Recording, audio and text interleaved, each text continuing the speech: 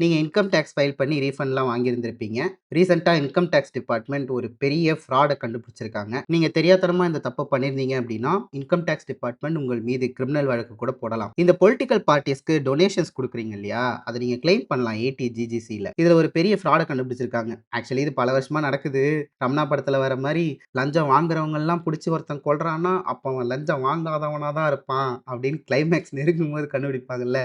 அந்த மாரி பண்ணியிருக்காங்க இவங்க. இந்த ஷெல் கம்பெனிஸ் மூலமா பிளாக் மனிய ஒயிட் மனியா மாத்துவாங்கல்ல. அந்த மாரி இந்தியால நெறைய ஷெல் பொலிட்டிக்கல் பார்ட்டீஸ் இருக்கு. நீங்க அந்த பார்ட்டீஸ்க்கு டொனேஷனா ஒரு அமௌண்ட்ட குடுத்தீங்கன்னா, அவங்களோட கமிஷன் எடுத்துக்கிட்டு மிச்சம் காச வேற ஒரு வழியில உங்களுக்கு அனுப்பிச்சு விட்டுருவாங்க. பட் அந்த டொனேஷனையும் நீங்க இன்கம் டாக்ஸ்ல கிளைம் பண்ணிக்கலாம். It's a kind of money laundering இல்லையா? இத பண்ண 36 ஷெல் பொலிட்டிக்கல் பார்ட்டீஸையும் அதுக்கு டொனேஷனா குடுத்து மனி லாண்டரிங் பண்ண 1,50,000 பேரையும் ஐடென்டிஃபை பண்ணி கிரிமினல் ப்ரொசீடிங்ஸ் எடுக்க போறதா சொல்லியிருக்காய்ங்க. நல்ல விஷயம் தான். பட் அகைன் நான் முன்னாடியே சொன்ன மாரி they are late to the party.